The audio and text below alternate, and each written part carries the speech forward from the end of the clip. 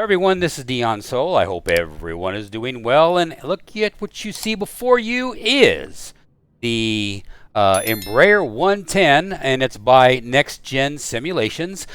This is my first, I believe this is my first payware aircraft for the Microsoft Flight Simulator 2020 platform. And the reason why I jumped on this, because for one, I like twin engine turboprops, and two, I like this aircraft. I have this aircraft over on the X-Plane platform from what was the name of that company? I forgot what it was offhand. I'm having a brain fart of what it was called. But I'll when I think of it, I'll let you know. But anyway, so I do have this product over on the X-Plane platform, and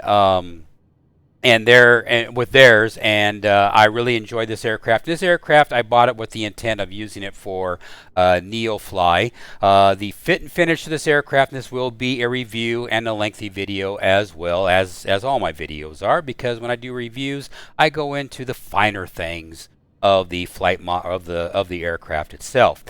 This particular version is a P1 version of the Embraer 110, and the reason why I went with the P1 instead of the 110 and the freighter versions, because this one right here is the hybrid. This is the one that I think was most common, that air carriers would use this hybrid. That way you do a quick change configuration between passengers and strictly only cargo, strictly only passengers. The P version, matter of fact, this aircraft that you can get over, I bought it over in the Just Fly store, which I should interject here. This is the website for NextGenSimulations website, which I'll leave in a link in the description down below. But you can buy it from Send Market, Just Fly, and Flight One. I did go over to their Facebook page. And even though I don't have Facebook, I'm not a Facebook user, but I did go over their Facebook page, and they did say that they are in the process of pushing this model over into the Microsoft Flight Simulator store, which kind of, for me personally, that sucks, because well, actually it doesn't suck. Let me take that back. It doesn't suck. It's just that I would kind of like to have all my this is a personal thing on my part. You may have a different opinion on it, but I kind of like to have all of my purchases of my aviation products in one location instead of having it spread out. What I did with the X-Plane platform, I ended up having all of my purchases for X-Plane add-ons spread out everywhere, and it was just a pain in the, frankly blunt and honest, a pain in the ass to be able to control. I mean, obviously I do it, but it's just not it's needless. It's not worth it. So I decided with the X-Plane Microsoft Flight Simulator 2020 platform that I would try to limit my going off on all these different platforms as much as possible. Am I going to be able to go hard line true on that philosophy? Probably not, but I'm going to do my best to make it happen. So at least they are trying to get it on the Microsoft Flight Simulator market, which is a good thing. So anyway, this aircraft, you can get it, like I said, right now, but it will be available more than likely on the Microsoft Flight Simulator store eventually, probably for the same price. Is this aircraft worth it? Yeah, I guess so. For me, I wanted it, and you're getting 3 different variants, which realistically, one doesn't have where the Solar Wings logo is. The one doesn't have the door. It's a full passenger, which is the P model. The P1 model, which is this one you see before you, which is the hybrid that has the 2 doors, and then the freight version has 2 doors, and all it does is just blanks out the the windows. As far as cargo capacity and whatnot, the aircraft weight is going to be the same. So if you can only carry 3,600 pounds, no matter what version you have, the aircraft model is only designed to carry 3,600 pounds, unless you play around with your fuel loadout to sneak a little bit more weight in there. Those are the things that you have to look for with NeoFly and that sort of thing. But like I said, the aircraft is, the fit and finish of the aircraft itself on the exterior is nice. It's PBR textures. It's coming, oops, kind of messed up there. And it does, when I get over here, it does that. For some reason, when I get over here on this side, it just kind of, my camera wigs out. So we'll back over here. So I'll just jump cut over here on this side, and then we'll go this way with the camera.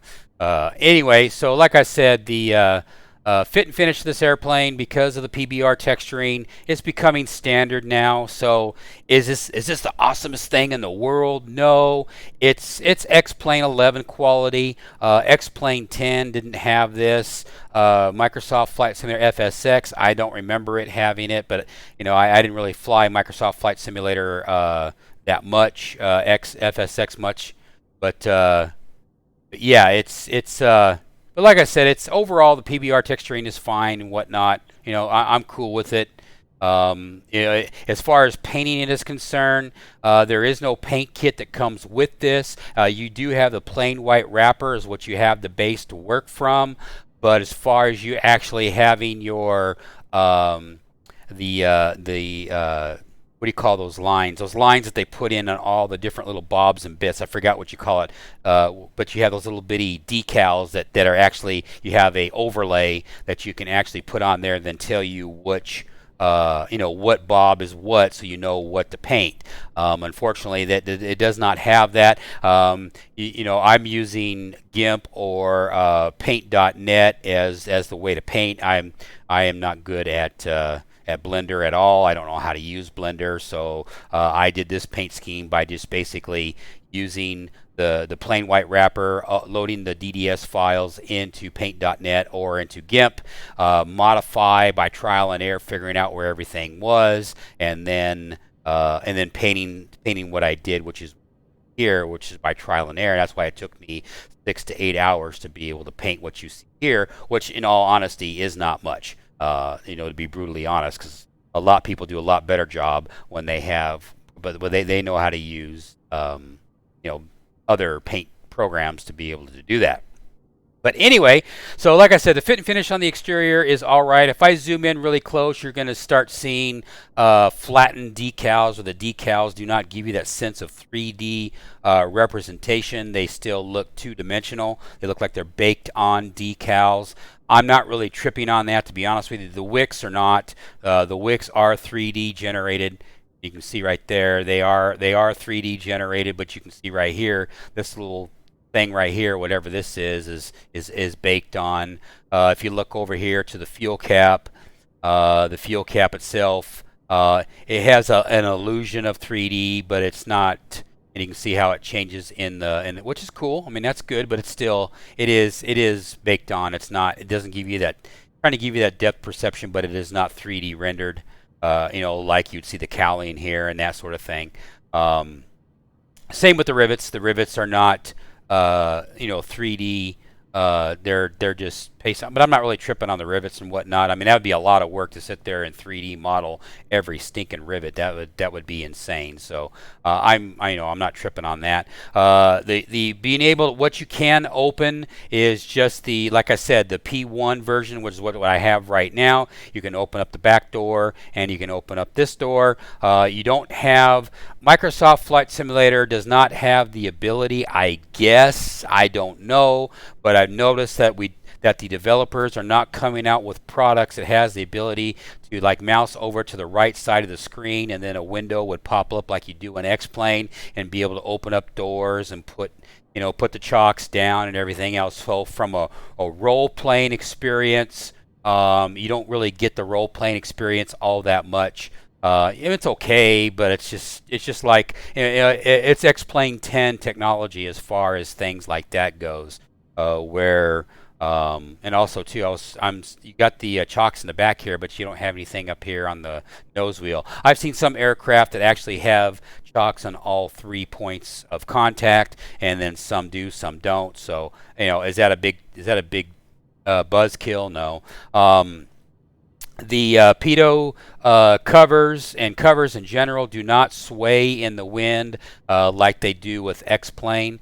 So that is something that the developers or Microsoft needs to work on when you have wind, have these things sway. Also, too, with these type of like the center cone right here, and then the covers on the exhaust. Usually you would have 3 points right here. You'd have a point here with a string, and then from here down to here, and then back. And they have all kinds of, you basically have all 3 tips covered, plus you'd have what I've seen with other aircraft in the past.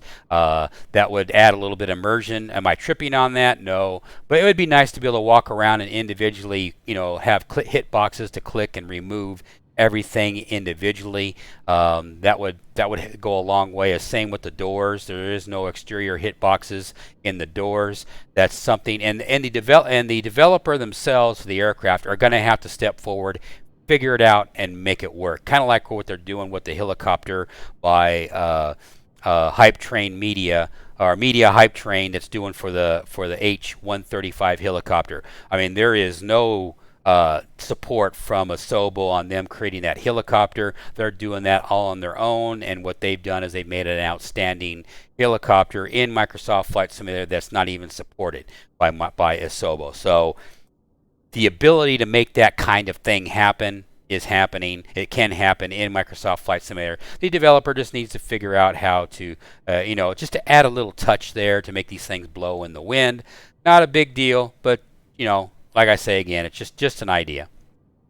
Same thing on this other side right here. Everything is the same. I can't turn my for some reason Microsoft won't let me spin my mouse, spin me around at all. So whatever. Let's see what else. I would like to see the developer adds. I'd like for them to add tie downs for a little bit better immersion. That would be nice for the developer. See, you can see he's already got the cone out there, right there. And so we got the cone action going on here, which is cool, and I think there's one on the other side as well. But it'd be nice to actually put a, to put some tie downs in right here. I think that Just Fly Aero 3 and the Aero 3-4 turbocharge will probably have the tie downs in that aircraft. So I mean, in my personal opinion, that's a low priority thing, but it would be nice for the developer actually have some tie downs, because you got the hook right there. You might as well take advantage of it, and then put some hooks, put the hooks in there. Let's see on the exterior, anything that jumps out at me. Not really. This airplane, or this model does not support the ability to be able to have like what the out-of-the-box Microsoft Flight Simulator airplanes do, where you can put in your own tail number and it would automatically appear on the model. This does not have that ability. How I got my tail number on there is I actually had to paint it on using the Paint Program utility that I have to get it on there, and it does look kind of funky. I don't really like it a whole hell of a lot, to be honest with you, but it's all I can work with here, because like I said, knowing where all the bips and bobs, where the parts, the fuselage are in the plain white wrapper they give you, it's very difficult to know where it is. At least that was my personal experience. For DLC content, in other words, the developer had actually developed something to evolve this aircraft. I don't know this developer, so I don't know how involved they get with their aircraft. If they're kind of like a Carenado, where they just spit them out, and never evolve the aircraft, or if they're like an Airfoil Labs, where they get into the aircraft, they make it the best that they can make it be, and then they evolve it after the fact. Same with other X-Plane products or other developers, that they will actually evolve the aircraft over time.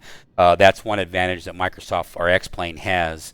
That platform has over the Microsoft Flight Simulator platform, is that the developers over on X-Plane tend to evolve their aircraft over time, because they have the passion and the love. It's not all about money. It's the money comes, but their passion is more important than the money. And so you just have people like that. And for us as customers, we benefit from their passion. And like I say again, the happy medium is if NextGenSimulations chooses to add a GPU sitting out here in this corner right here. When you turn on the GPU, and then have actually model the GPU with the sound. And the GPU meaning ground power unit. Some people, they like to call it an external power unit. I call it a GPU ground power unit because that's what I've seen on the X-Plane platform. But either way, I don't really care as long as we get the external thing along with maybe a fuel truck. A fuel truck would drive up like with Airfoil Labs King Air 350, and then you actually would have the filler actually would load up, and then you can actually have a 3D model, a gas cap that comes up and out, and then you just put the ground on. You can look at my previous videos with the King Air 350. I did a deep dive video of that as well, and how awesome that aircraft is. It's just on a platform that doesn't have its visuals like Microsoft does, but that's neither here or there. But like I said, those things like that, having the the fuel truck with it being able to add fuel and take off fuel and that sort of thing. Hopefully, next gen simulations could figure out a way to make that happen. And if they sell it as a digital download and extra content for the aircraft, I have no problem with giving them extra $5, $10, $15 for these things, as long as you get some meat for your, for the market dictates how much meat you get for the value that you spend. Same with being able to animate opening and closing doors, on the cowling, checking the oil and things like that. Again, I am willing to pay for that. Just give it to me. I want it, and I'm willing to give you money for it. Make it happen. As you burn the fuel, have a save state function in this aircraft. So then you have fuel consumption burn, kind of like with I forgot the name of the third-party SimCoders. SimCoders makes those products for the X-Plane market, where it adds more immersion with the fuel burn. It keeps track of the basically has its own little mini economy module built into it. But what it does is it makes it so you have to replenish oil, and the oil costs money and things like that. It would be nice to be able to simulate those kind of things. Again, a DLC content, I have no problem with giving you money for it. So if Next Gen Simulations is watching this video, dude, I'm willing to give you more money. Make things like that. Let's amp this thing up. Let's get the immersion factor as best as we can get it. And I'm willing to pay for it, and I'm sure others will too that want that experience.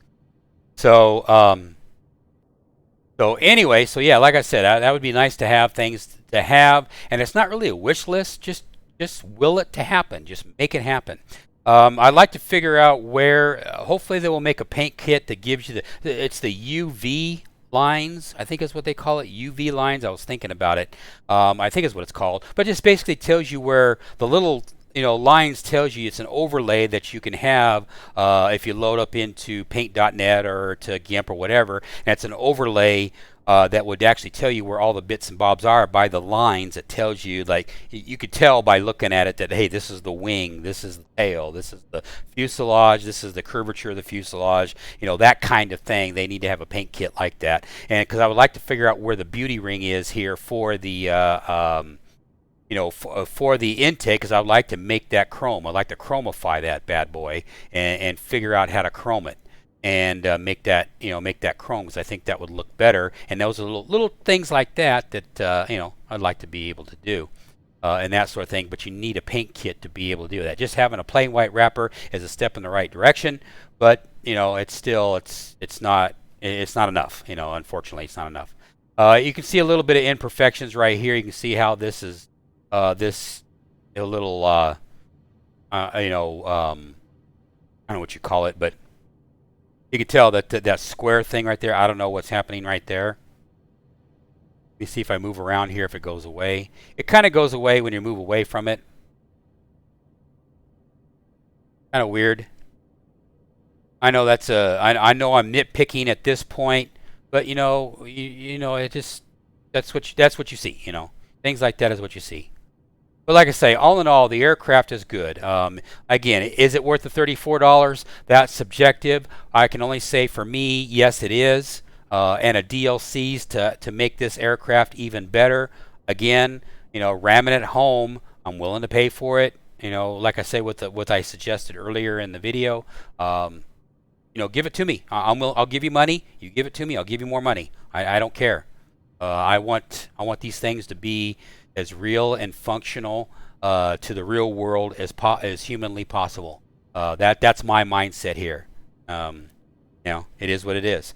Being able to have the little door right here for the GPU that we talked about, the external power unit that we talked about earlier, having a little door that you or here on the exterior, you would have a hitbox. You click on that external door, and you would walk in. You click on it, and then the GPU would either just appear or drive up and then attach in, whatever the case may be. Have it where it would just plug in, and then you're ready to rock and roll, kind of like what's in the Airfoil Labs King Air 350. I'm sure that can be done. You guys have just got to figure it out. Just make it happen. Just figure it out and make it happen. Having the hitboxes and being able to, ideally would be to have everything have hitboxes where you can just, click on these things and get rid of all this stuff and click on the door latches and open the doors and let the doors open up. And same with the passenger door and the cargo door. And then taking off the pitot, doing the walk around, taking off the pitot tube, whatnot, or the covers. That would be good instead of just clipping in, which actually moves, or just coming in here like this, and then having to manipulate it here, which just takes the immersion away. But we'll go ahead and opening the doors right here. We'll jump back outside. As you can see, it's opening the doors. So that's that's a step in the right direction. Don't get me wrong. That's very, very good. We just need to have it here outside. The experience that I personally would want, and I'm sure others would too, is that you would just walk up here, plug in the GPU, you would walk inside here, climb up the ladders. Of course, you have to do little funny things here with the ladder. And climb up inside, and then go over here, and then get set up here, and get your office all set up and ready to go.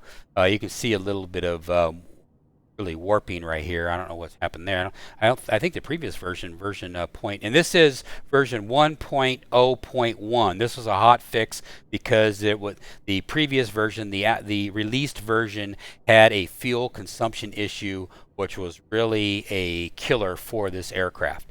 And since then, it's been fixed. This version, it's that the fuel consumption issue is no longer, and also they got rid of the carpet and made this barrier a little different, and so now you're not. And now we're back to our problem with our camera again. So yeah, you have the different barrier texturing now than what it was before, which I'm not really tripping on that too much. It's like, yeah, whatever. Inside the cockpit here, we'll go ahead and jump on inside here in the cockpit. Well, actually, you know what? No, take that back. Let's back up. Let's go ahead and just look in here, because here's not going to be very much to say. Everything here, looks nice. It's fine. Nothing really to write home to mom about. Like I said, X-plane 10/11 time period, that transitional period as far as quality is concerned. It's not bad, but there's other aircraft out there, especially on the X-plane 10 platform, that looks a lot better. But but it's not bad. It's not. I'm not. Again, everything I say here is constructive criticism, and I hope the developer understands that everything I say is constructive criticism. I'm not sitting there bashing on it, because the airplane is all in all, it's fine. It's fine. It just needs some little TLC to make it a little bit better and to make it a little bit more realistic. And of course, now we have our camera issue again. Camera doesn't like going a certain way, I guess. In the back here, you can see that's where the cargo lays. There's probably a cargo light back here. At nighttime. Now, I flew this aircraft. The last time I flew this aircraft at night was before this latest patch. So I can't give you the latest and greatest as far as the lighting, but all I can say is based on the version 1.0.0, or the first version before this latest update. today here, the 2nd of April of 2021. The lighting inside here is okay. And I'm saying it's okay, not to be a negative, but just to flat out say it's okay. What happens is all the light sources end up being like in a cone and splash in a particular area like a spotlight. The light does not diffuse, and actually with this light source here and this light source here and this light source here, it ends up collectively end up lighting the whole cabin, where it is, it's more realistic in lighting. I am running a GTX 1080 Founders Edition, and even with that edition in the X-Plane platform, the light does bounce around the cabin, where if you have a light cabin like this one is, because this you can see it looks like it's stainless steel is what it's trying to represent or something, I don't know exactly, but it ends up, the lights bounces around everywhere, where the whole cabin is lit up, pretty good. It's not bad, and I can visualize in my mind that if this was an X-plane, that at nighttime all the light would be bouncing around everywhere, and it would be decent. It would be a decent lighting.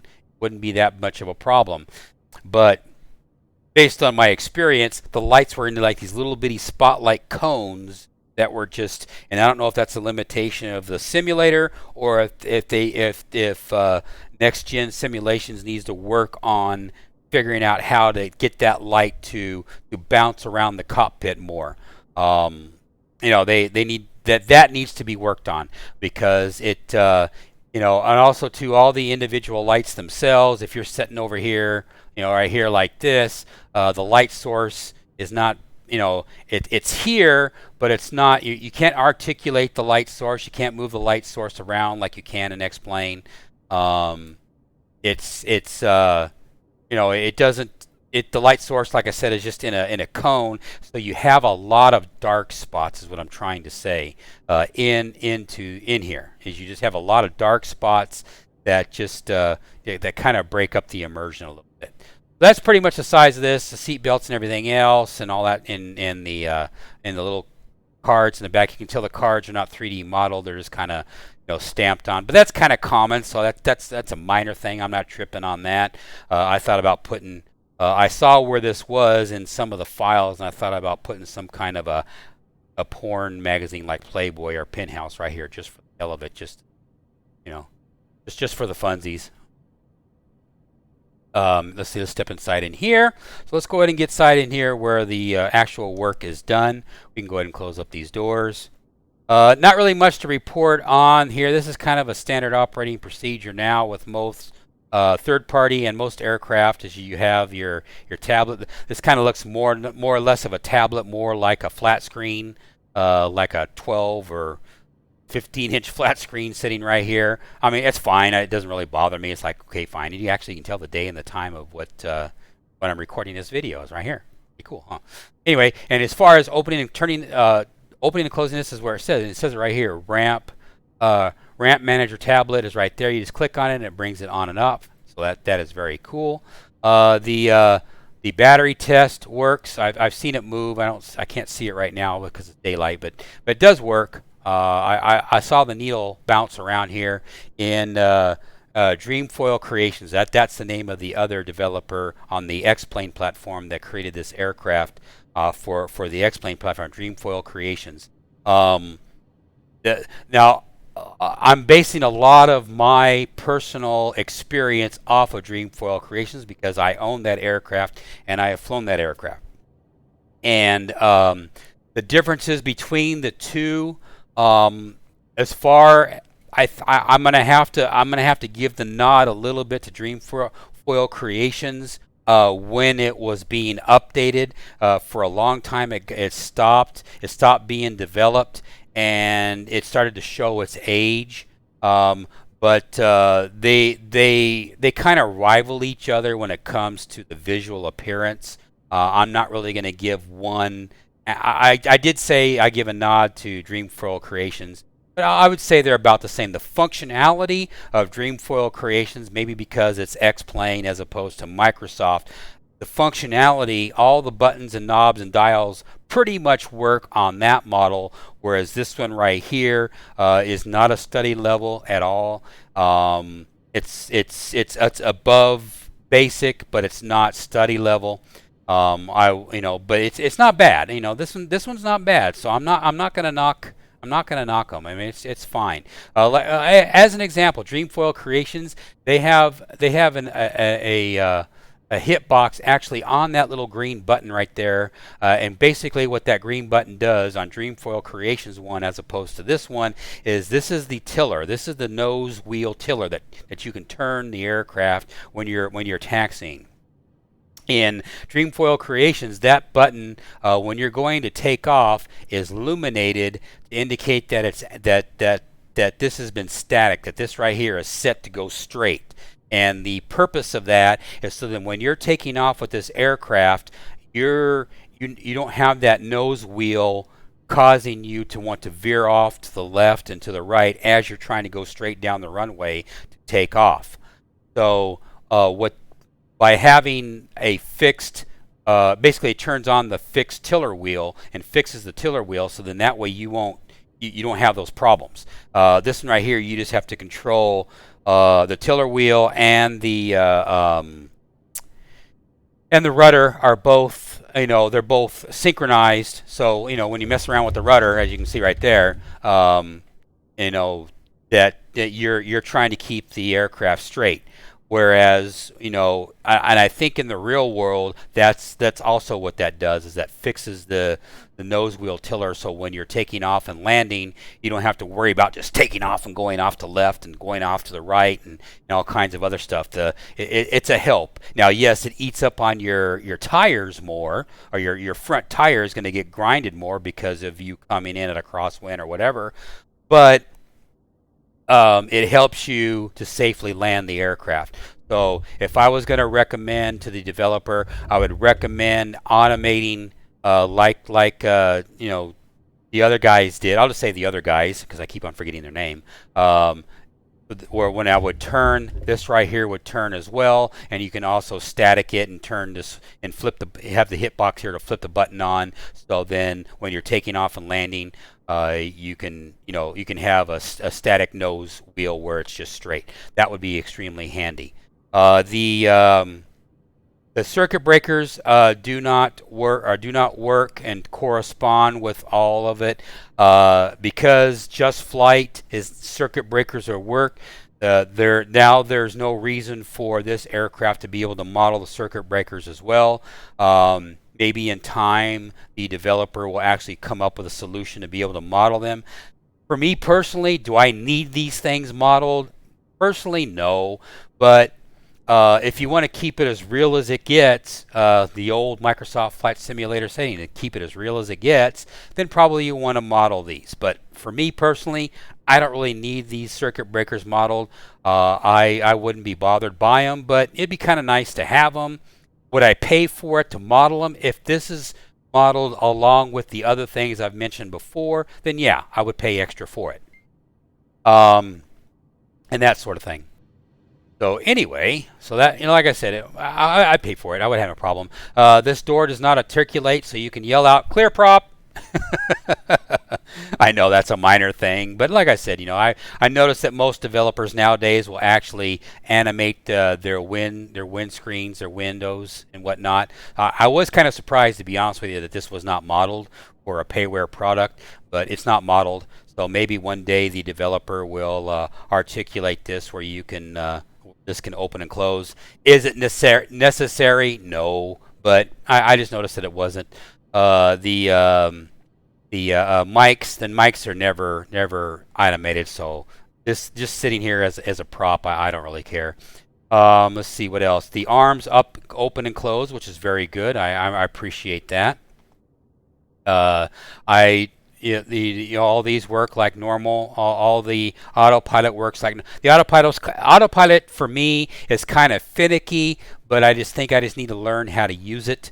And then of course the nose wheel trim works just fine. As you can see, I'm using my SciTech nose Cytec Cessna nose wheel trim, and you can see I'm articulating it right now. No problem there. I do have the Cytec. I have a two throttle quadrants. I got my 2 throttle quadrants back for this particular aircraft, so now I'm able to do one, in the other. Now you will notice, and I'm sure you guys noticed right away, that these are blue instead of the yellow. There is a version of this aircraft that these are blue. And I wanted to keep them the same because most aircraft that I've seen, especially the most modern ones, these are blue. So I got rid of the freaking yellow and made them blue. There is a file that you can go over. It's a VC5 or VC4 or something like that, and I made these blue. So, but they do look kind of weird. They need to be weathered. I don't know how to make a weather effect on these to kind of make them look like they're worn, but I'll figure it out eventually one day. And you can see there's the actual posts themselves that are coming out of the throttle bay or whatever. They're kind of reflective, which is kind of cool. That's a nice touch there. It's reflective like that, so that's nice. These and by the way, these come in 3 flavors. They come in blue, like you see. I've seen them in yellow. That comes with out of the box that this aircraft has, and I've also seen them white, and I've also seen them black. So 4. I've also seen them black as well. I've seen it where these are black, this is black, and this is black. But I didn't mess with these. I just left these white because most of the time you see them white. These right here, especially on the more later versions, these are blue, and so I made them blue because I'm an American, so I guess it's an American thing where these are blue, and different outside of America then they're yellow, I guess. I don't know what the reasoning is behind it, but anyway, so I made them blue. So that's a story of why those things are blue. Let's see what else. You can see as you move around, you can see reflections, on the pedestals and whatnot, which are cool. And you can close the pedestals. You just click on the banderette, and you can close them and get rid of them, which is cool. Nothing wrong with that. The textures inside the cockpit are good. They're very good to very good, and you can see everything is articulated. These move around. Now I have the brake cut, so when I hit one brake, they both go on. Well, I guess not. Okay, and if I turn off the brake, now they're individual, which is cool. And then you can see they chromified the stick coming out of the firewall there for your brake, which is cool. One thing I did notice over here is that even with this latest patch, this latest version, I noticed that when you apply the brakes, when you have the hydraulics on, this does not work. At least that's the last time I checked. Let me go ahead and turn everything on here real quick and let's verify that.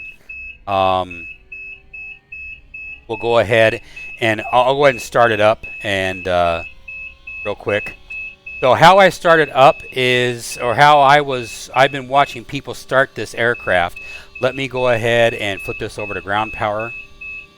Again, with this ground power being on, it'd be nice to actually have a ground power thing with the cable coming over, plugging into the aircraft. That'd be kind of nice, That'd be cool if it was there, but it's not. But anyway, so now we got this thing turned on, so we'll go ahead and now all the switches I used was my honeycomb stuff, so all the switches are on right now. Put it on ground power. We will go ahead and put the inertial separators on right now, and we will go ahead and we won't turn on the inverters.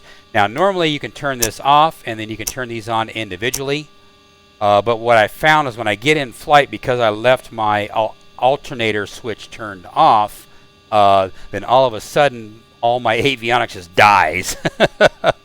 And so then this is not on, so I'll just leave it on just so we don't have any drama.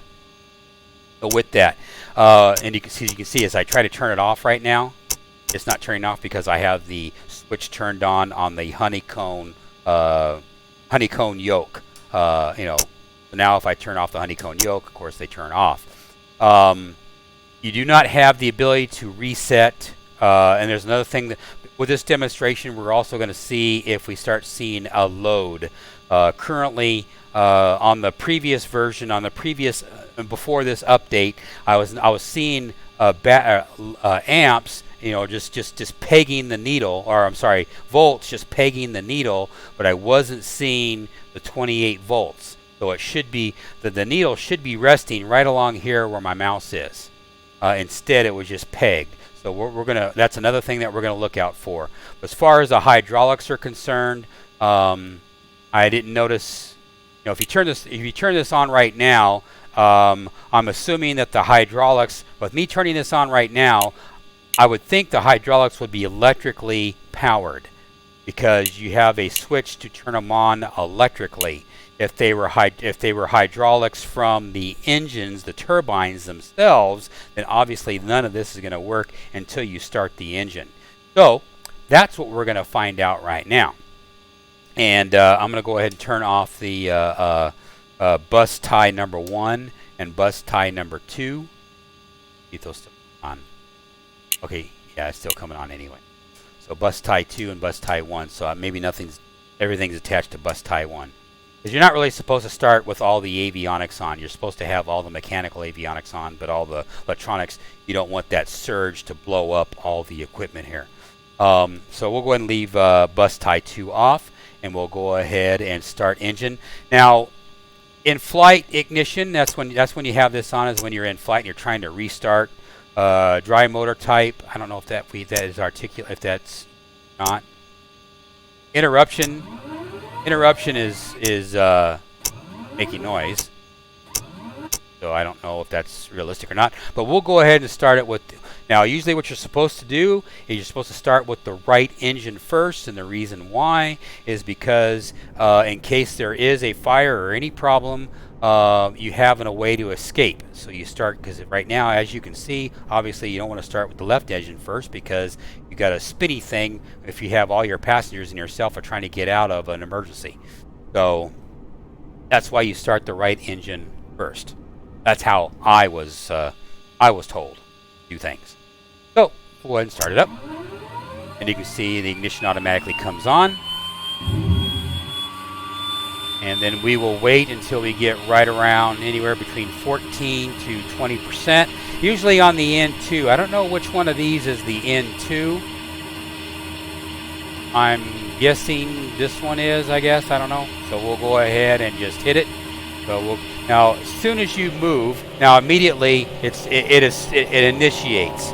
Instead, you usually want to go right about 50%, and that's when normally the fuel is introduced into the aircraft or into the engine in order for it to start up. Now, as it spools up, you can see the temperature usually the temperature goes insane. I didn't notice. Maybe you guys would notice it in the video, but usually the temperature is kind of high at this point until we get full revolutions out there, and then the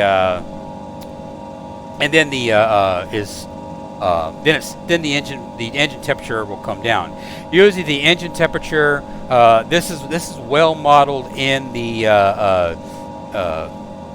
Creations version, where the engine temperature just goes way up into like 900 and then immediately goes back down. That's why you want to spool up to right around 20% or so you get that airflow going over the engines. So then that way, you know, you don't have any hot starts and that sort of thing that would end up, you know, burning up the outside of your engine. But regardless, you know, see, that is study level type stuff, and that's why I say this aircraft is not study level, because you're just not monitoring that sort of. It's not, you know, explicitly doing that. Also, too, normally what happens is that the starter switch, after a certain amount of time, once it stabilizes, will automatically, the solenoid would kick in and actually kick off, and it's not doing that, so you have to manually turn it off. Now we'll go ahead and turn the inverter on, and as you can see right now, if I go ahead and turn, right now we're not getting any load at all on the on this, and that's because we have the external power on right now. So what we're going to do is we're going to test to make sure, we're going to see if we get a load over here. And what we will do is we will turn off the battery switch. Let's make sure that all of our generators operating. Generator is on. Our inverters are on. Let's go ahead and turn off this. And now nothing, which would be about right, because now you got the bus tie action going on. Now we'll turn it on. Now right now we should start seeing this thing taking all the load of my beacon lights, which should have been on already, because we did turn a one on. So let's get this damn beacon light on here. Come on, work for me now. Come on, find the hitbox. Hitbox is there, it's just being an anus. Okay, there it is. Rotating beacon.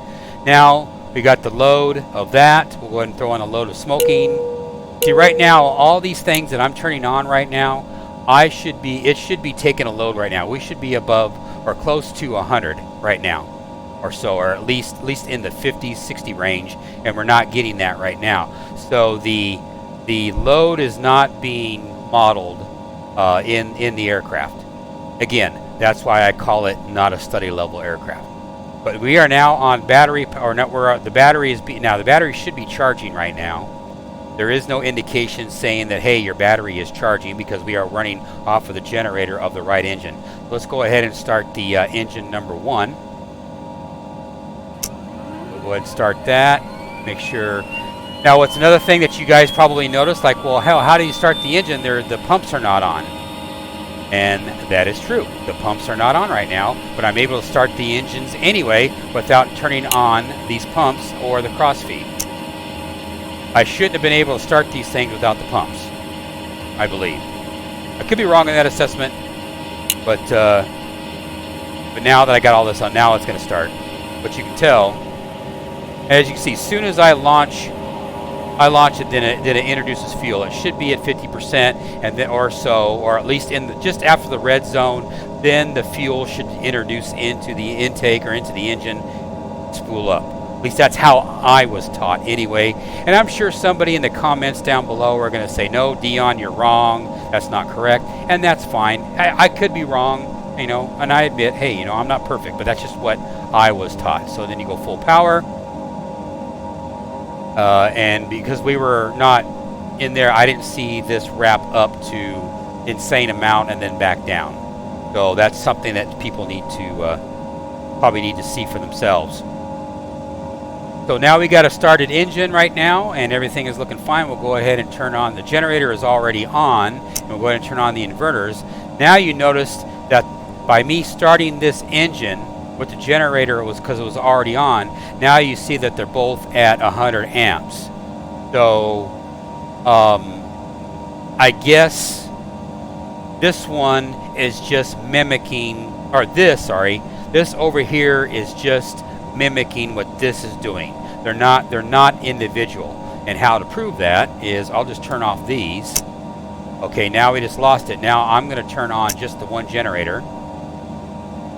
Okay, now it's working. So, okay, I could be wrong.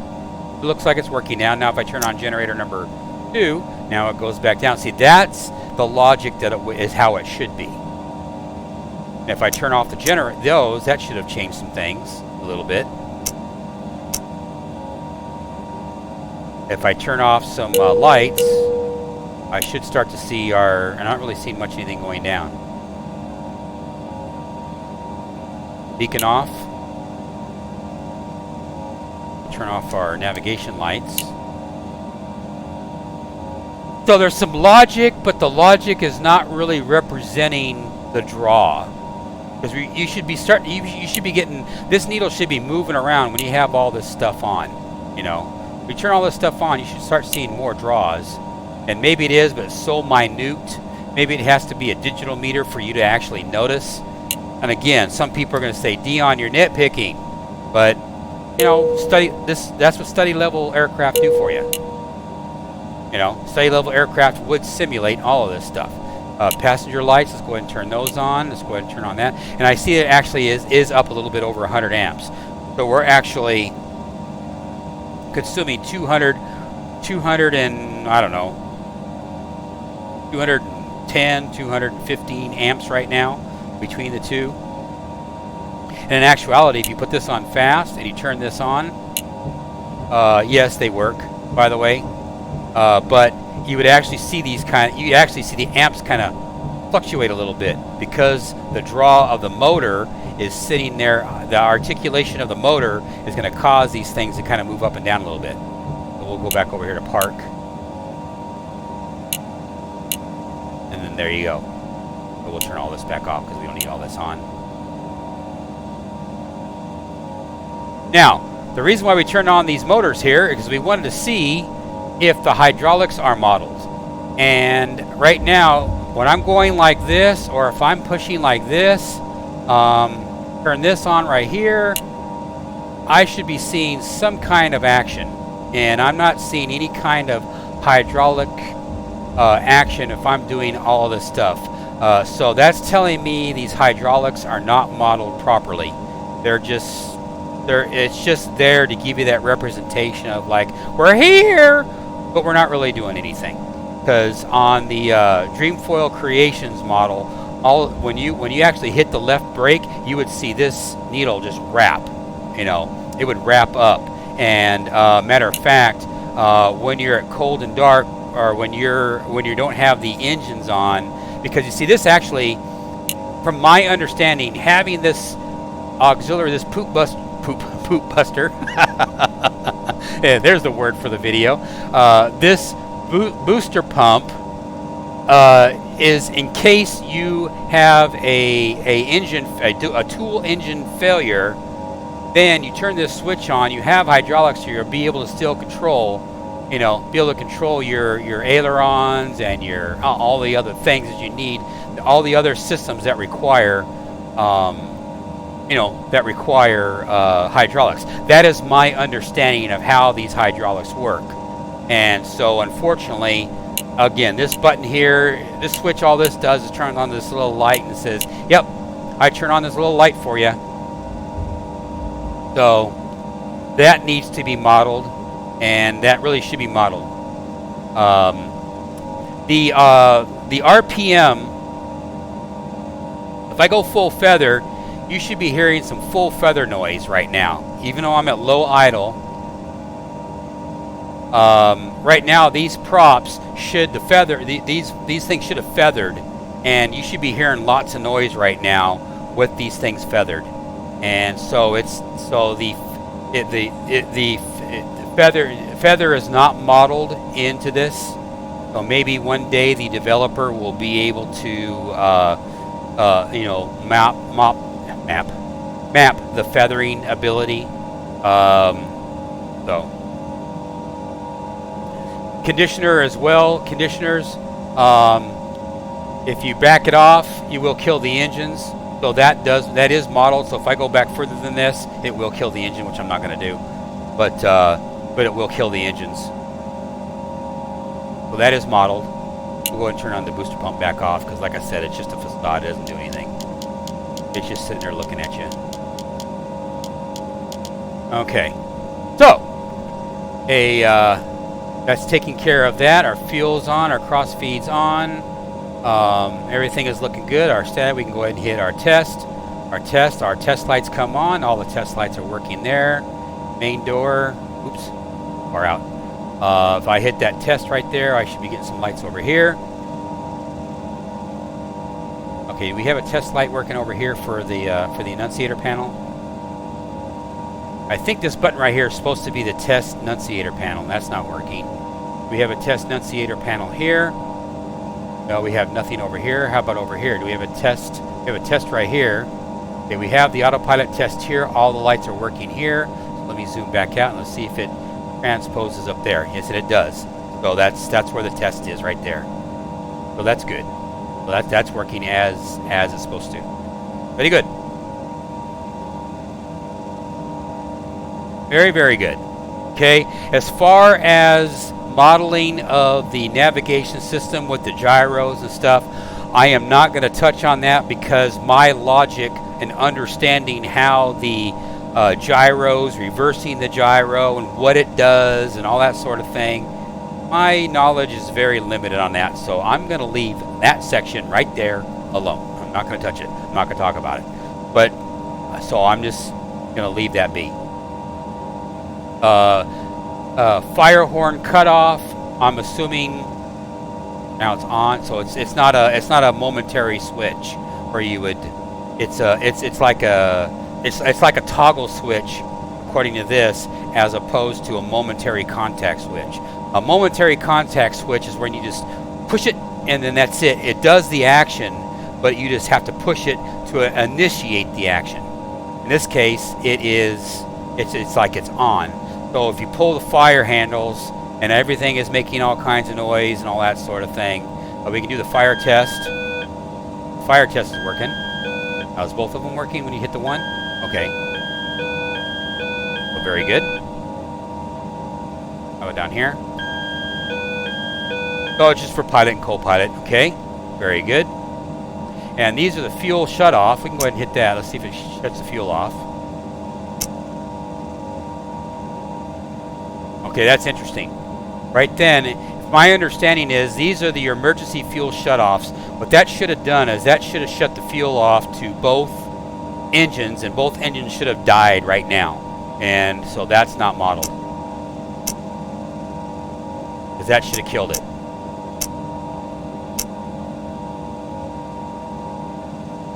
In other words, you'd reach up, you know, instead of pulling, you pull the handle. You first off, what you would do is you would shut it off, and then you would pull the handle. Let's just pull the handle. Okay, that should have discharged the fire. This right here should be illuminating right now, if my understanding, unless I'm doing something wrong.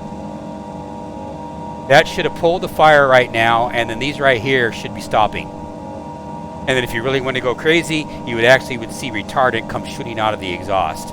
You know, you'd be seeing some white stuff come shooting out of the exhaust right now. My understanding of how it works. Or black or whatever. So, this is just a facade. It just looks like it's big and bad, but it doesn't do anything. Now it's kind of disappointing. I was expecting that. I was expecting these to, you know, I was expecting this to you know, turn off the fuel with the fire, and then this to come out. That's that's a bummer.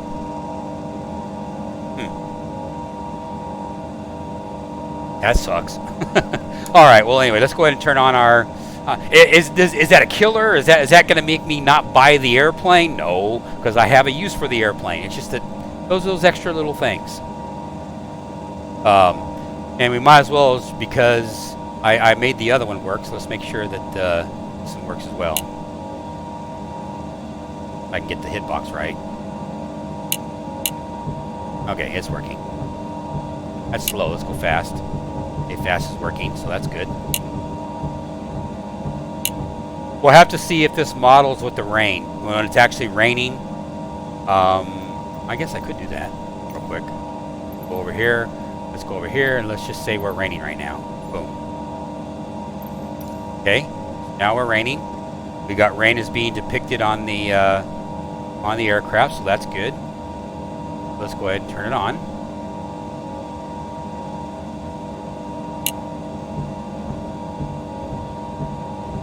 And let's turn the other one on.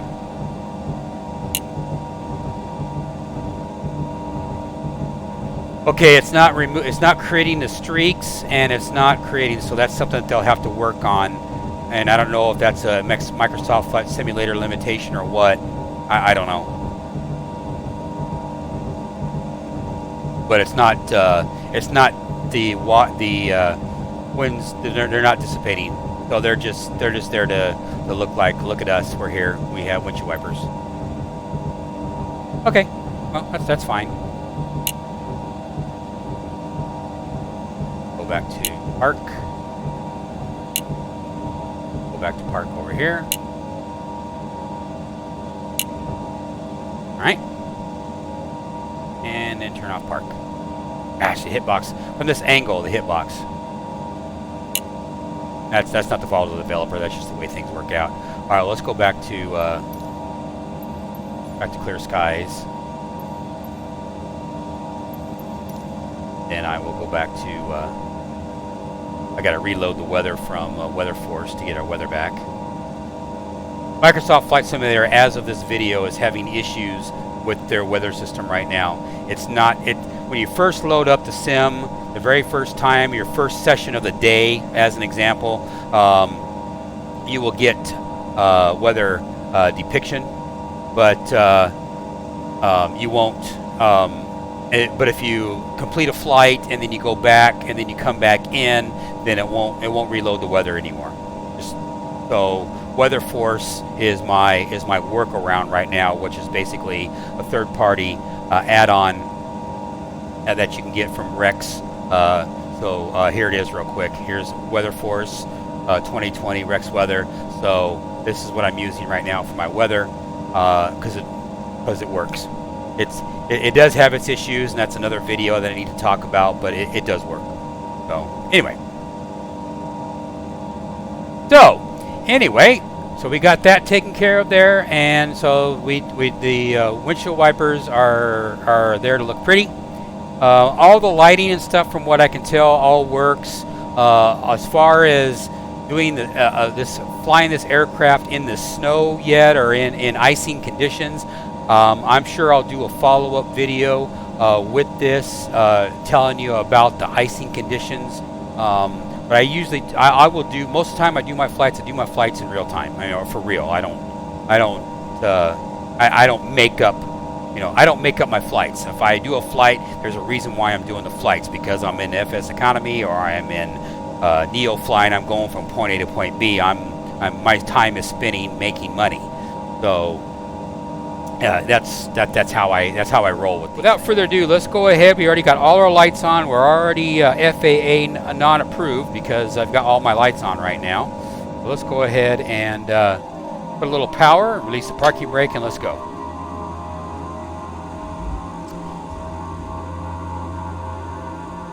And I didn't stick my finger out where the wind is.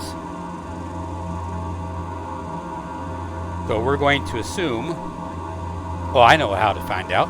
I'll go over here and it says winds. 84 degrees outside.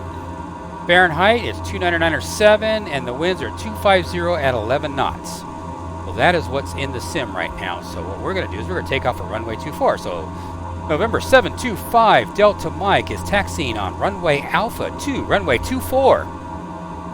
4, straight out departure. Box traffic.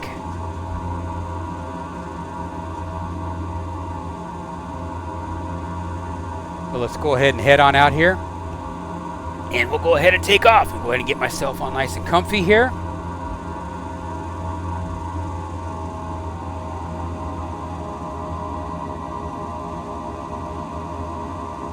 And we'll go ahead and adjust our altimeter setting. Our altimeter, 299.7. So we'll go over here and click on that. 299.7.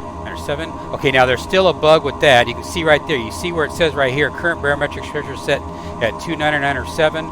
But then right here it says 299.6 on the actual. So which one do you believe? 299.7 or 29? The one on the panel, or what says right here, the pop out. I am going to guess probably the one that's on the pop out, because the pop out's what's being generated by the sim itself. So I'm going to guess, and it's off by 1, and that's been pretty standard on even before this latest update. That's been. So I'm gonna go with the one that's the pop out. And then another thing we're gonna do is we're gonna go over here and put in stop here in a second. We'll go ahead and put in our VOR. Now, VOR, let's talk about the VOR real quick. VOR 1 up here in the GTN, in the GTN 750, sorry. The GTN 530, the VOR 1 is right here. The VOR 2 is down here. So if I go over here on my SciTech stuff and I say, hey, I want to put in the VOR for, and you can see it move right there. Can I zoom in anymore? No, I can't. So now I'm switching between the two. But now I got the VOR right here for for Schaefer, and then I got the VOR in here for Plant 42 Palmdale right there, and we are on VLOC right now, so we're on VOR. But you will notice that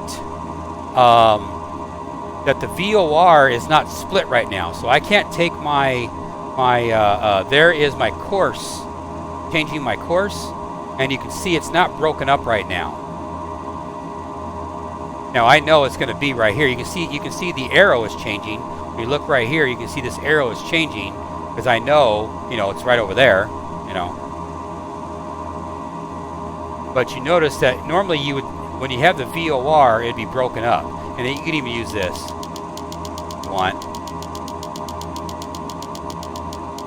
Which is fine, but this line is not broken up. If you switch to, if I put in over here, let's say that I'm going to go direct, and I put in, let's put in, well, first off, you got to turn on, get the right spot.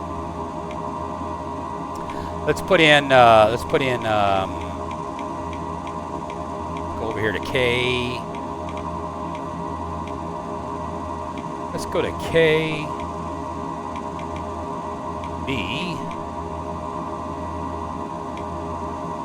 Come on, be nice to me. This is why I don't like using this.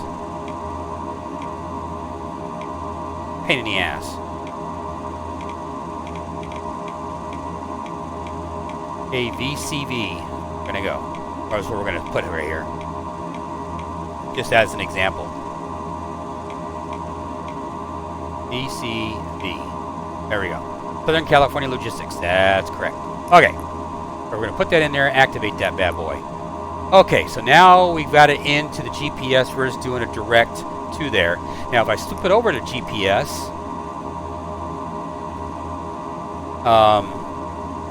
of course, now it's going to make me a liar. But before, what it would do is it would separate. This right here would break up, and then it would. Then when once you would take off, it would correct itself. So now we'll go back to VOR, which is 9 miles away. So it is seeing the Palmdale VOR. I don't have a source button here, so I can't take this HSI and say, hey, I want to switch to the source 2, which is this guy right here. It won't allow me to switch to the source, or I don't know. That's just switching from VOR to COM2. That's all that's doing. So there is no button here anywhere, or no switch for me to switch from GPS to or to change the source from nav1 to nav2, or I don't see it.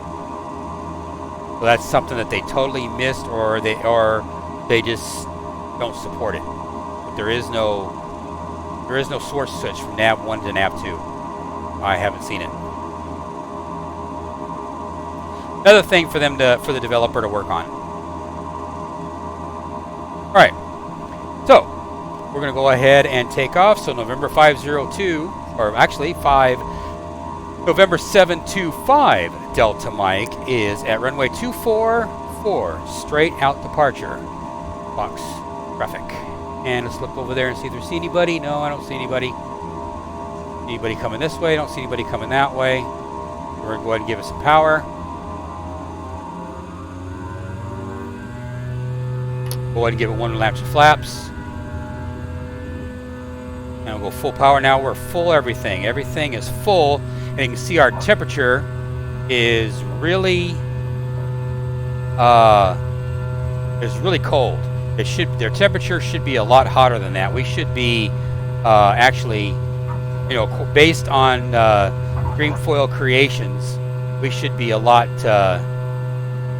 warmer than what we are. We're still in the green, which is fine. I mean, I'm not complaining. I'm just saying that, based on their model, we'd be almost into burning up the engine territory. And also too,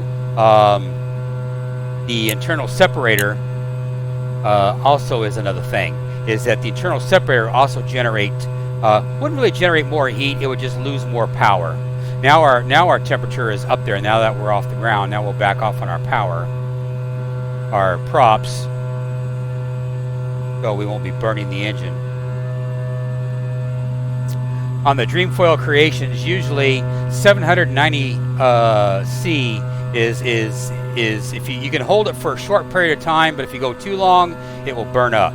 So we'll just go back down here to 750-ish or so, or whatever that is. I'm not paying attention because I'm paying attention to my temperature here. Let me get straight and level. Okay, now we're straight and level.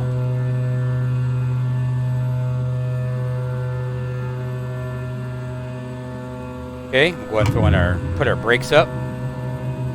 Inertial separators, again, are already up, are already off, so we should be getting full power now instead of, and I don't really notice a power degradation between when you have the inertial separators on or off. It's like they're facade, like they're just there to say we have inertial separators and we got you a little lady light. That you don't see any consequence for having the inertial separators turned on. And I suspect, now this is me guessing, that the same scenario is going to be for all of the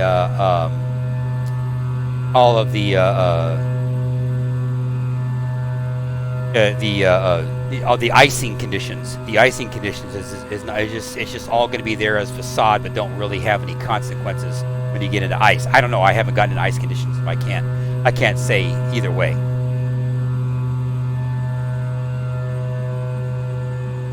So we'll go ahead and make a turn here, and you can see the model's going like this for some reason. Take a look outside. Well, it's probably because I don't have the yaw dampener turned on. So let's go ahead and turn the yaw dampener on. Yaw dampener is now on. It smooths out. Nope, yaw dampener is not smoothing it out. Well, you know what? We'll go ahead and just turn in the autopilot. Autopilot on. We'll go ahead and do heading, or we'll switch to nav. We'll go to nav mode. Flight director on. We'll go ahead and put an altitude of 9,500 feet. Okay. And autopilot is on, nav is on, and we'll go ahead and switch it over to, now it's switching over to GPS. Now you see this come on. You're supposed to be seeing this breakup with this needle for the VOR, and with the VOR we don't get this breakup. We get it with the GPS, indicating that, hey, at GPS at track number 89 or track 56, that's where track 56 is in relation to the needle. So I get that, but we should be getting the same. This function should be the same with with the VOR as well, and it's not doing it.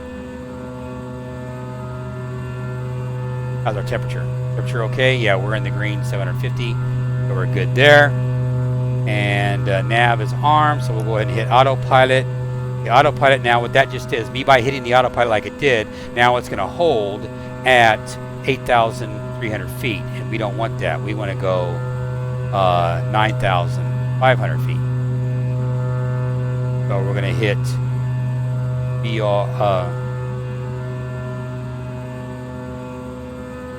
we want to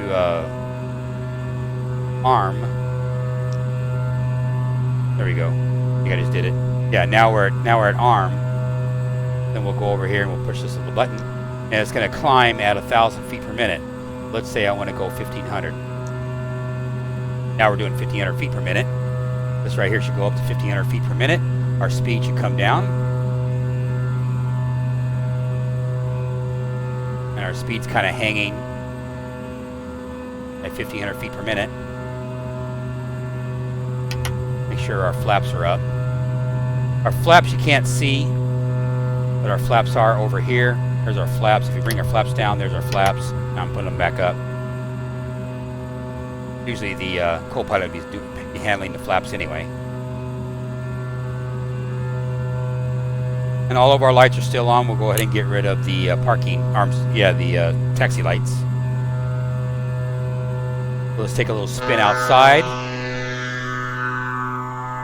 Sounds on the airplane are kind of weird.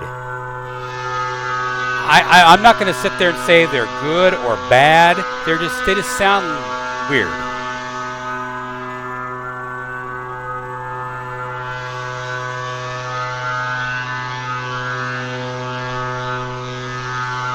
So I don't know.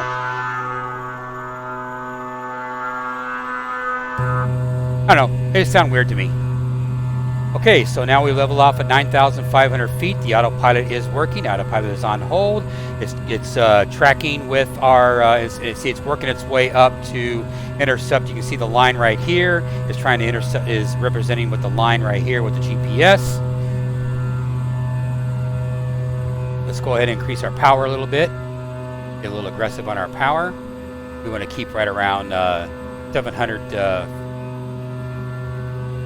Celsius.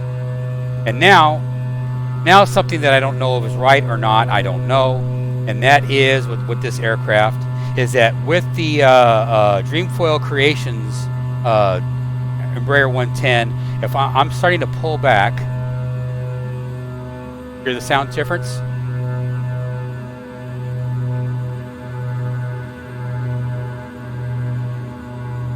Okay, what I'm doing right now is I am pulling back on the props right now. And the props, you can look down right down here, you can see the props are now moved. Okay?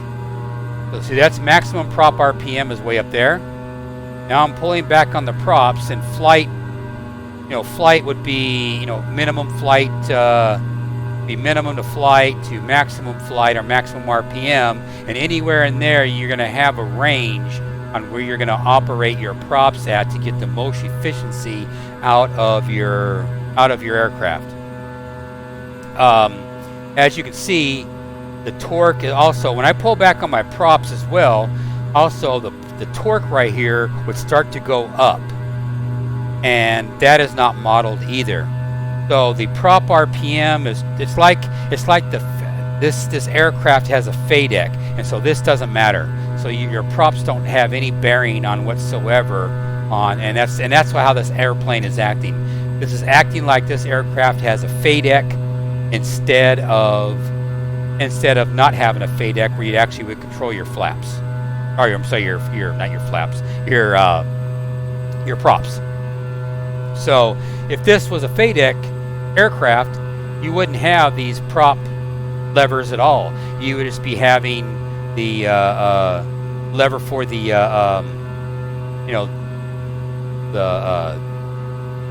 your throttle lever, and you'd be having your conditioner, or in some cases you wouldn't even have your conditioner at all. That would all be controlled by the FADEC. You'd just be having two levers, and that'd be it if this was a full FADEC, which is Flight Authority Computer something, I forgot what it's called. So, but that's how this is acting like. This is acting like a FADEC, and it really should be. I should be controlling my pitch and my prop RPM to get more efficiency out of the aircraft. I should be doing 200 knots indicated, and that sort of thing, and probably right around 220 to 250 knots over the ground. What I should be doing. Ground speed right here, I should be doing about 250 knots, depending on what the wind is. We don't have anything to indicate the wind. Obviously, if this was a G3000 in here, we would have an indication of the wind, and we'd be knowing where the wind is. But typically the wind is at my back right now here in the Antelope Valley, and so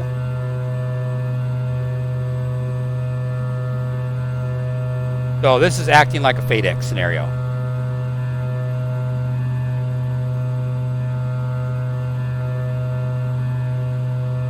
And again, if we turn off our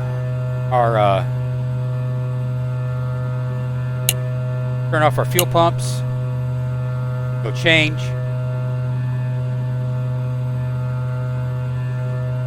Let's go ahead and lose an engine. Okay, we'll go to feather. We lost an engine. Now we're working off of one engine. Let's see. Okay, this engine, let's see, we'll give it time. We'll give it a few minutes. You can see it's struggling right now. Right now, this right here should be slowing down enough where when you go over to feather, now it should be feathering it where this thing should be stopped right now, and it's not stopped. It's still going.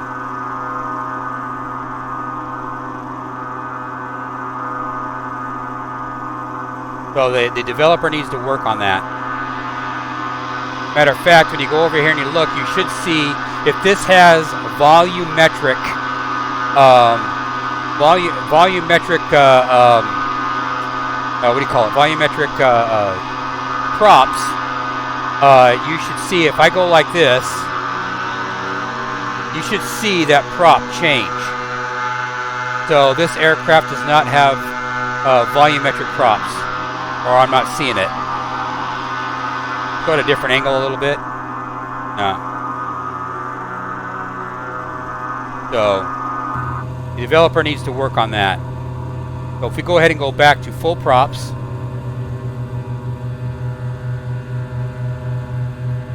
and I'll leave the conditioner off.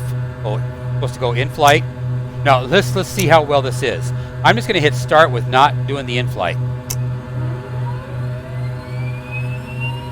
Okay, this should go back up to 20% or so, because we have a lot of air coming in right now. Then we'll go ahead and introduce fuel. Okay, see now it just started right up with no consequence. And again, this should kick off once the airplane started.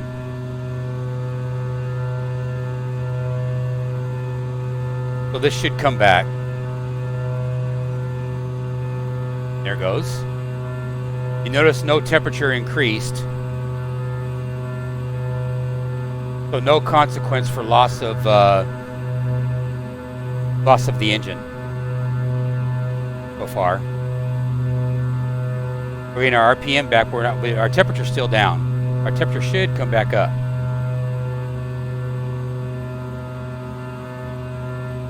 Back up on our power over here, and you notice that my propeller sync is turned off. I did that on purpose.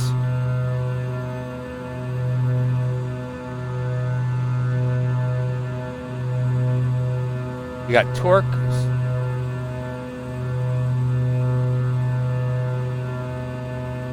So I probably broke the logic in this.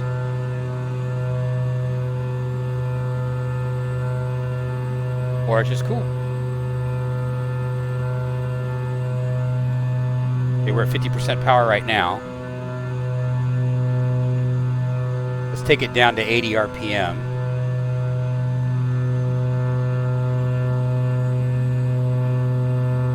Now what we're going to do is we are going to pull back on the throttle on the left.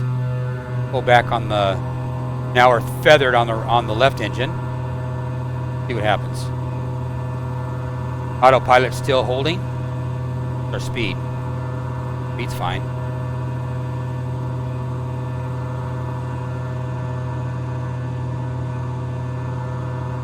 So we're fine there. We're looking good. Go outside.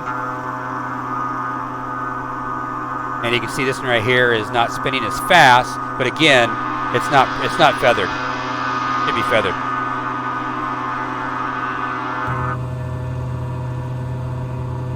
All right. So let's go ahead and go back to full. We're not going to turn off this engine. There's really no point. Okay, now we're back to normal. So let's say that we are flying along here and we are cruising along. Everything is happy-go-lucky. Everything is fine. Everything looks good. We have all our customers are on board, and everything is sexy. And then all of a sudden, we lose fuel. Fuel die.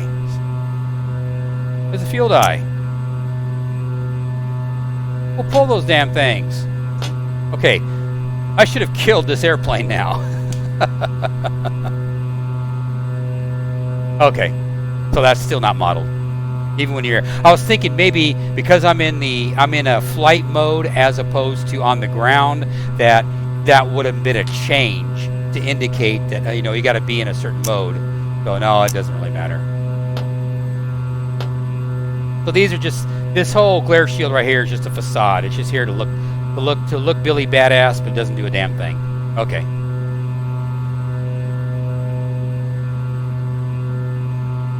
All right. And this is also a lesson for Microsoft Flight Simulator for Asobo. This is the people that you're attracting to, people like me who are into flight simulation. We're not just going in. We're not 15-year-old kids going in our Xbox. We're getting in the weeds here. You know, we want our meat. We want our steak and baked potatoes. So that's why this is not a study level aircraft. Which is fine. Again, fine. But I'm willing to give you more money to make it a study level aircraft. I got no problem with that. I just touched on it previously about this. I was telling you about the fact that you can see the pressure. This is not synced up with with the barometric pressure, so it's not giving me a numerical readout of what our altitude is. We should be seeing 9,500 feet right here, and we are not. So it's a minor problem, but it's just something that I noticed. You know, the flight time thing again. I think I touched on it earlier. That the flight time is that once the wheels go off the ground, then the flight time starts, and then when the wheels touch down at your destination, then the flight time stops. That's been my experience within the X-Plane platform of how the flight time is calculated. Now there's been other times where some developers will actually just start it when you would start it manually, but usually it started and stopped with now the density altitude is working fine. There's no issues there. Density altitude is working sweet, so no issue with the density altitude. Countdown up is working, I think. Yeah, it's working. Then clear, and then we'll go over here to count down. I think I actually have to put in something, right? No, that's I don't know how to. I have to do the cursor thing, I think. So let's just go back to VFR. Okay, let's go cursor. Yeah, there it is.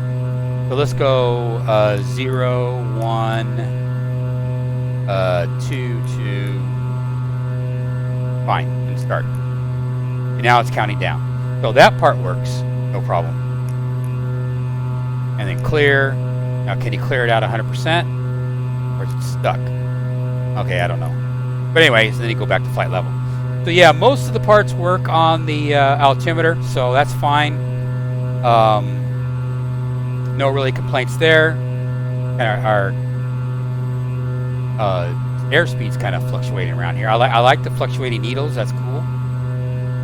We should be having some vibrating needles. Oh, it kind of sounds suspicious, but all right. Well, California logistics, we're probably already passed.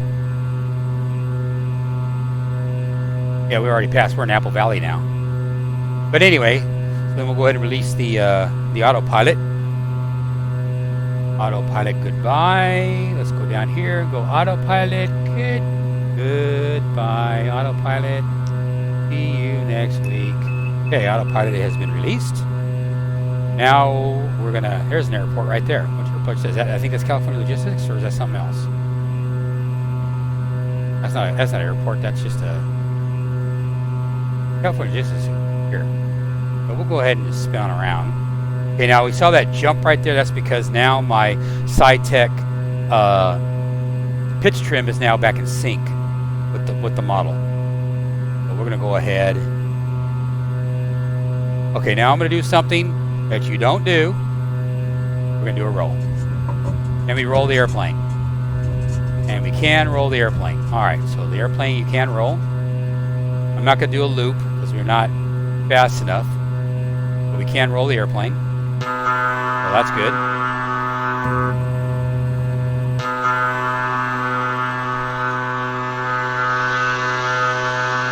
We can roll the airplane. Didn't stall when we rolled it.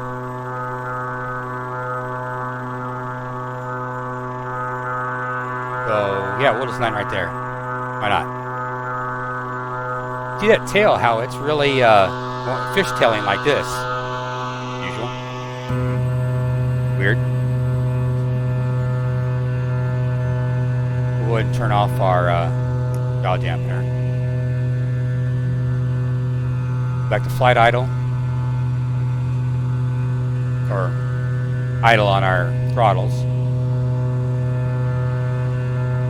Or thrust levers. Anything that's not a turboprop or a prop, or no, anything that is not a piston airplane is considered thrust levers and not throttle. I think that's what I was told. So we'll come around here. Go ahead and get a little crazy with our turn or bank angle here. Let's cut into the in like a knife. We are extremely overspeeding the right now. Let's get back out of that. Don't want to be doing that crap. And I do have the overspeed turned on, so we got lucky on that one. Oh, we didn't get in the red, that's why. 220 looks like is when you're in the red. 230. So what airport is this? This is... looks like Apple Valley. Oh, we'll go over here and we'll talk to Mr. Apple Valley. Mr. Apple Valley, let's talk to you. Oh, automated weather? Yeah, let's find out what altimeter setting is. Well, actually, we don't really care. I could have got it from another way. Oh, no, never mind. I can get it from another way. Select runway. So we're going to go back to... okay, it says temperature's 32 degrees. I doubt that.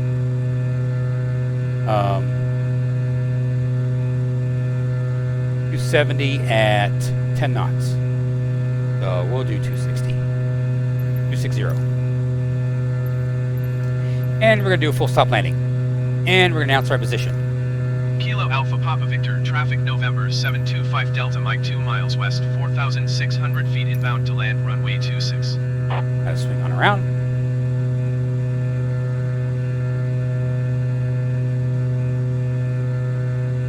This could be the flight model, a reason why we're kind of bouncing around, or the weather, I don't know. I don't know which. But I've flown this thing, at least on the previous version, where it was smooth. I didn't have all this jerkiness. So, excuse me, burping there. So I don't know what that is. Probably overspeed.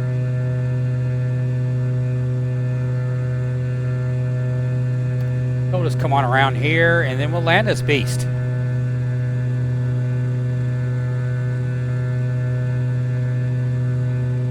All things on, lights are on. We'll leave our taxi light on, not just yet. Go ahead and drop our gear. If we're far enough down to go for our gear. Get our power back in. Our thrust levers back engaged.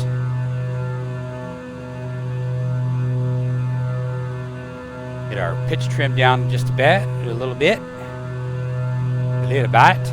A little bit. And then we'll come over here and we'll swoop in and we'll land. It looks like a road, doesn't it look like an airport?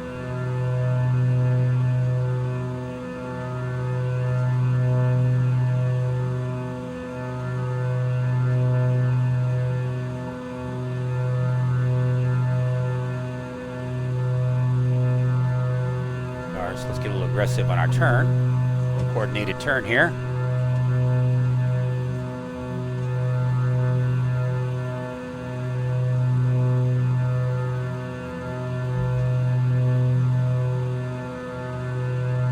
That looks like a road. That doesn't look like a... That is not. That is not the airport we're looking for. This is the airport we're looking for. Laps 1. Laps 2. Full idle. Put your ass down. Laps 3. Ass down. Laps 4. 5, 6, 7, 8, 9, 10. Get down.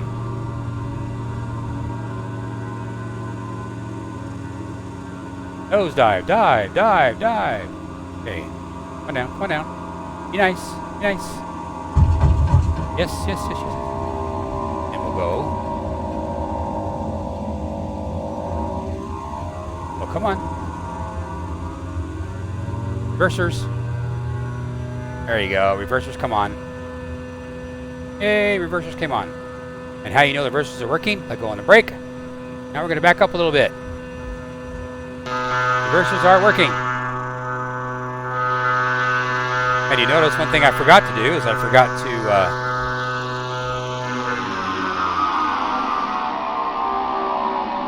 to put on my inertial separator. So I just would have destroyed my engine because I forgot to put on my inertial separators when I came in. So let's make sure that our reversers are off. Okay, there's that one's back. Okay, that one's on. That one's back. Go over here and land.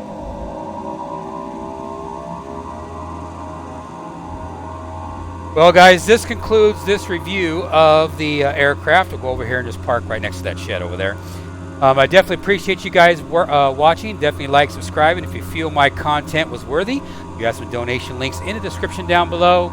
To sum up, the aircraft is fine. You get 3 versions of the aircraft for the price of 1. I strongly encourage the developer to create some DLC to take the suggestions I request, and I will be more than happy to give them more money for it. And you know, it's going to be a good performer for NeoFly and FS Economy once FS Economy actually puts this X-plane or this Microsoft Flight Simulator version into their aircraft market. But until they do it, then I don't know. You know, that's the FS Economy. At least with NeoFly, we as the end user can control that. So I've already put it in there. I've already bought it. It's 1.5 million. At least that's been mine. Sometimes it's a little less. Sometimes it's more. And so yeah, it's worth it. The airplane's definitely worth it. It's definitely worth it for your sim dollars to play around with if you have a need for the aircraft. If you have a need for the aircraft, get it.